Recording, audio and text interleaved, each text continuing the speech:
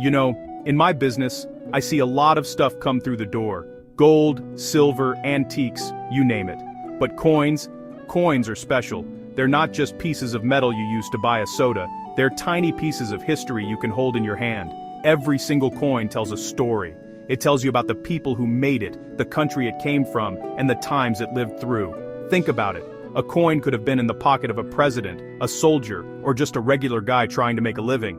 It's seen things we can only read about in books. That's what makes them so exciting. Sometimes a customer walks in with a jar of old coins their grandpa left them. They think it's just a bunch of loose change. But then, I spot something. A rare date. A weird mint mark. Suddenly, that jar of change isn't so boring anymore. It could be worth a little, or it could be worth a lot. That's the magic of coin collecting. It's a treasure hunt where the treasure could be hiding in plain sight. It's about knowing what you're looking for. It's about understanding that a simple quarter isn't always just a quarter. It's a connection to the past, and sometimes, it's a lottery ticket you didn't even know you had. People have been collecting coins for thousands of years. Kings and emperors did it. They called it the hobby of kings. They didn't do it just because the coins were valuable. They did it because coins were a symbol of power and art. Each coin was like a miniature sculpture, a tiny billboard advertising the glory of their empire. Today, anyone can be a collector. You don't need to be a king. You just need a little curiosity and a good eye. The thrill of finding that one special coin in a pile of ordinary ones is a feeling you never forget. It's what keeps collectors searching, day after day. So, why do we care so much about these little metal discs? Because they represent more than money. They represent ideas, art, and the rise and fall of nations. They show us what people valued, who they honored, and the technology they had. When you look at a coin, you're not just seeing a face or a building. You're seeing a snapshot of a moment in time, frozen forever in metal. And in my shop, those moments in time are what we trade in. They're tangible history, and you can't put a price on that. Well, actually, you can, and that's my job. But you get what I mean. Let's talk about American coins, starting around 1972. This was an interesting time. By then, the US Mint had stopped putting silver in our dimes and quarters. That happened back in 1965, so the change in your pocket was mostly made of copper and nickel. But here's the thing people forget. The Kennedy half dollar. They kept putting a little bit of silver in those until 1970. So, by 72, the age of silver circulating coins was pretty much over. People started hoarding the old silver coins. They knew that the metal itself was worth more than the face value. It's a simple rule. When the material is worth more than the number on the coin, they disappear. The big story of the early 1970s was the Eisenhower dollar, or the Ike dollar. These things were huge. They were the first dollar coins made since the 1930s. From 1971 to 1978, the Mint made these big coins showing President Dwight D. Eisenhower on the front and an eagle landing on the moon on the back. It was a tribute to a great general and president, and to America's victory in the space race. Most of the Ike dollars you find are just copper nickel, like dimes and quarters, but the Mint also made special collector versions in 40% silver. Those are the ones you want to look for. They come in a blue envelope or a brown box. Now, let's jump to the Susan B. Anthony dollar in 1979. The government had a problem. The Ike dollars were too big and heavy. Nobody wanted to carry them. So, they tried to make a smaller dollar coin. They chose to honor Susan B. Anthony, a hero of the women's suffrage movement. It was a great idea, but the execution was a disaster. The coin was almost the exact same size and color as a quarter. People got them confused all the time. They hated it. The Mint stopped making them for circulation after 1981. It became a classic story of a good intention gone wrong. Even in this era of boring-clad coins, there are treasures. You have to look for errors. Sometimes the Mint makes a mistake. A coin might be struck on the wrong piece of metal, or it might have a doubled image, called a double die. A famous example is the 1972 double die obverse Lincoln cent. The words, "In God we trust and liberty," are clearly doubled. Find one of those in high grade, and you're talking serious money. It proves that even in a handful of pocket change, you can find a hidden gem. You just have to know what you're looking for. That's the key. In the mid-70s, America was getting ready for a huge party. its 200th birthday. The bicentennial in 1976 was a big deal, and the US Mint got in on the action. For the first time in history, they changed the reverse designs of circulating coins to celebrate an event. The quarter, half dollar, and Ike dollar all got a special makeover. The coins were dated 1776 to 1976 to mark the 200 years. People went crazy for these coins. They saved them, hoarded them, and thought they would be worth a fortune one day. It was a national collecting frenzy. The bicentennial quarter featured a colonial drummer on the back. It's an iconic image that everyone from that time remembers. The half dollar showed Independence Hall in Philadelphia, where the Declaration of Independence was signed. The big Ike dollar had a design of the Liberty Bell in front of the moon. These designs were chosen from a national competition, so they were made by the people, for the people.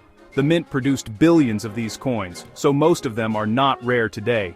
But, like with the Ike dollars, they also made special collector sets with 40% silver.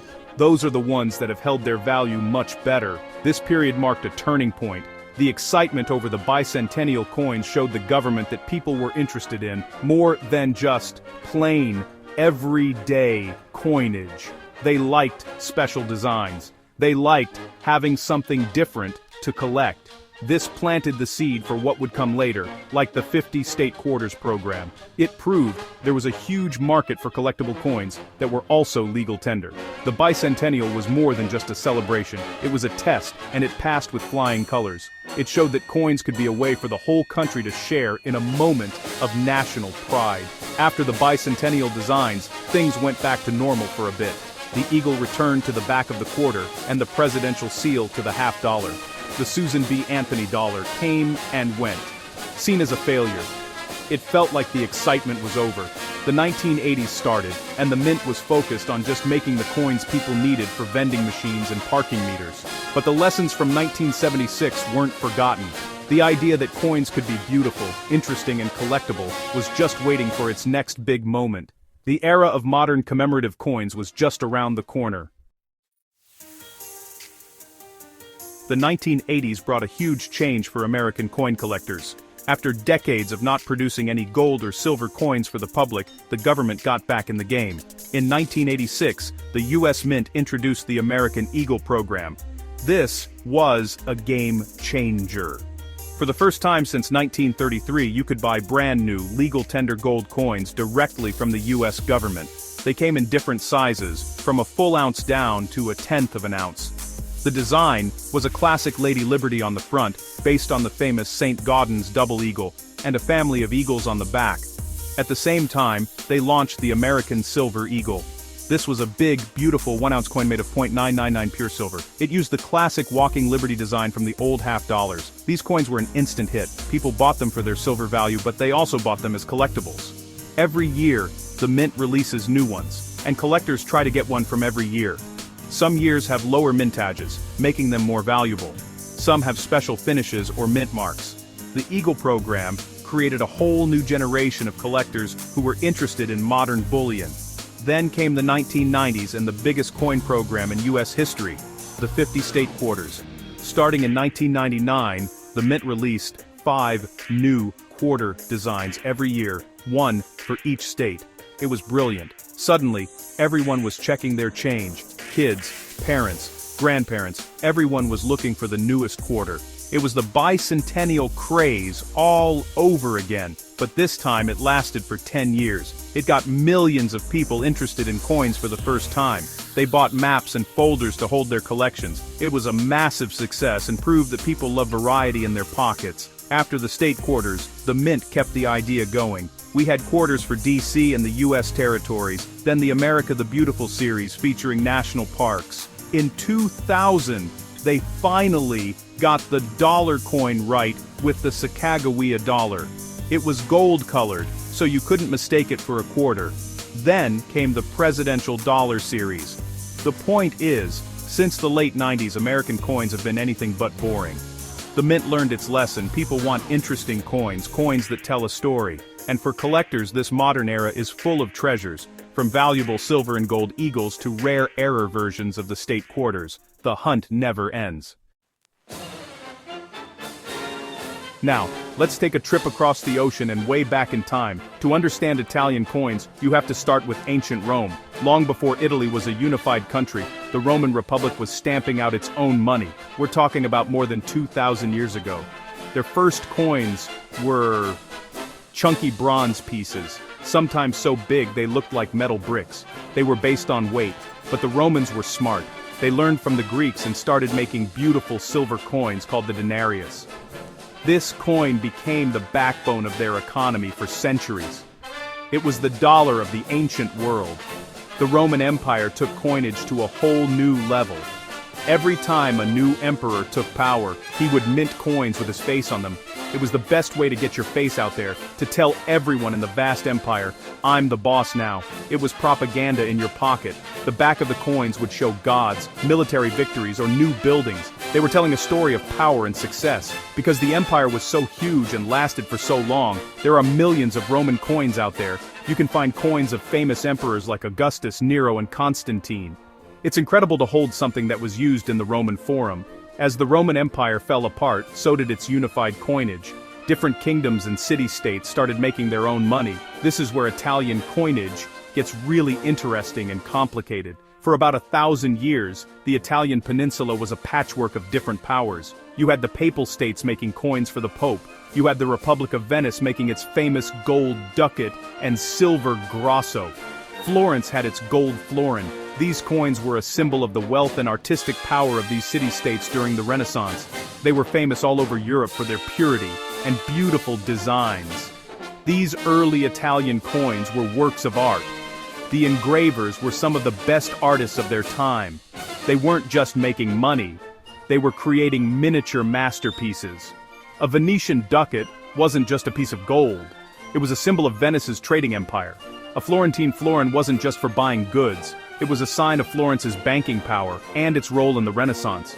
Collecting these coins is like collecting tiny sculptures that tell the story of a divided but incredibly creative land. It's a history of art, politics, and economics, all stamped into metal. After centuries of being divided, Italy finally became a single, unified kingdom in 1861. With a new country came the need for a new single currency. They called it the Italian lira. The name lira comes from the Latin word, which means pound, showing its ancient connection to weight. The first lira coins featured the portrait of the first king, Vittorio Emanuele II. This was a huge step. For the first time in over 1,300 years, most of the Italian peninsula was using the same money. It was a powerful symbol of unity. The lira had a long and sometimes rocky history. It saw Italy through 2 world wars and major political changes. The coins changed with the times. The monarchy was replaced by a republic in 1946, so the king's head was replaced by a beautiful female head representing Italy. The designs often celebrated Italian culture. You'd see coins with grapes, olives, and dolphins. You'd see designs celebrating art, science, and industry. The coins were a reflection of the Italian identity. They were stylish and had a certain elegance, just like a lot of things that come from Italy. However, the lira suffered from a big problem: inflation. After World War II, its value dropped dramatically. Things got so bad that by the 1970s and 80s, the smaller lira coins were practically worthless. You needed thousands of lira to buy simple things. The 1 and 2 lira coins disappeared. Even the 5 and 10 lira coins were barely used. For a while, people in Italy would even use candy or phone tokens as change, because the coins weren't worth the metal they were made from. It was a strange time when the official money was almost useless. Despite the low value, the lira coins from this period are fun to collect. They have beautiful and interesting designs. The 20 lira coin had an oak branch. The 50 lira coin had the god Vulcan working at his forge. The 100 lira coin had the goddess Minerva. And then, there were the bimetallic coins, the 500 and 1,000 lira. The 500 lira, with its bronze center and steel ring, was one of the first of its kind in the world. It was innovative. So even when the money wasn't worth much, the coins themselves were still examples of great Italian design and ingenuity. The story of the lira came to an end in 2002. That's when Italy, along with many other European countries, adopted a new currency, the euro.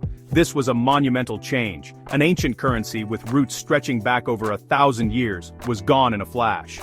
People had to trade in all their old lira for these new euro coins and banknotes. For collectors, it was the end of an era. It meant that the entire history of the lira was now complete, a closed chapter. It made collecting the old coins even more interesting. The euro system is unique. Every country that uses the euro has a common design on one side of the coin.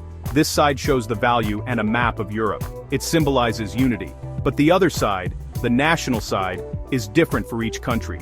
Every country gets to create its own designs for the 8 different euro coins, from the 1 cent to the 2 euro. This was Italy's chance to show off its culture to the rest of Europe. They chose some of their most famous works of art and architecture. It was a brilliant way to carry their history into a new currency. Italy's euro coins are like a tour of a museum. The 1 euro coin features the Vitruvian Man, the famous drawing by Leonardo da Vinci. It's one of the most recognizable images in the world. The 2 euro coin has a portrait of the great poet Dante Alighieri, done by the artist Raphael. The 50-cent coin shows the Roman Emperor Marcus Aurelius on his horse. The 10-cent coin has a detail from The Birth of Venus by Botticelli. Even the little 1-cent coin has a famous castle, the Castel del Monte. They packed an amazing amount of art and history onto these small coins. Just like with American coins, collectors look for rare euro coins too. Each year, countries can also issue a special, commemorative 2 euro coin with a unique design to celebrate an event. Italy has made coins for the Olympics, for famous anniversaries, and for its cultural heritage. These are made in smaller numbers and are highly collectible. Also, coins from smaller countries like Monaco or Vatican City are minted in very small quantities, making them extremely valuable. The switch to the euro didn't end coin collecting in Italy, it just opened up a whole new exciting chapter.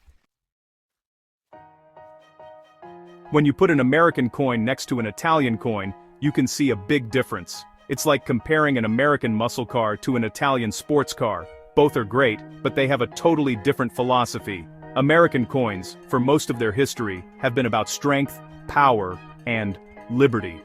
Think about the designs: big eagles, strong portraits of presidents, mottos like "E pluribus unum," out of many, one. They are bold and straightforward. They project an image of a powerful, unified nation. The designs are often symbolic and patriotic, meant to inspire a sense of national pride. American coins are also very practical. They are made to be durable and easy to produce in massive numbers. The designs are typically clean and have a lot of open space. The portraits are stoic and formal. Look at a Lincoln cent or a Washington quarter. They are icons of American identity, as recognizable as the flag. The emphasis is on the symbol, the person, or the idea, more than on the artistic flair. It's a very direct and confident style. This isn't a knock on them. It's just a different approach. The beauty is in their powerful simplicity and their connection to American history and ideals. Italian coins, on the other hand, often feel like they were designed by artists first and foremost. There's a certain creative spirit, a flair for the dramatic.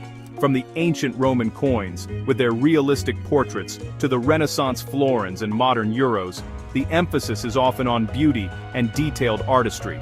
The designs are frequently more fluid and complex. They aren't afraid to use flowing lines and intricate details. They celebrate culture and art as much as they celebrate the state. It's a reflection of a country that gave us the Renaissance, a place where art is part of the national DNA. Take the modern coins as an example. The American 50 State Quarters program was a huge success, with designs showing symbols from each state. They are great historical snapshots. Now look at the Italian euro coins. They chose to put world-famous masterpieces of art on their money. One celebrates history and geography, the other celebrates high art. Neither is better, they're just different. American coins speak of freedom, progress, and power. Italian coins speak of a deep, ancient history and an unbeatable artistic legacy. It's the story of two different cultures, told through the metal in your hand.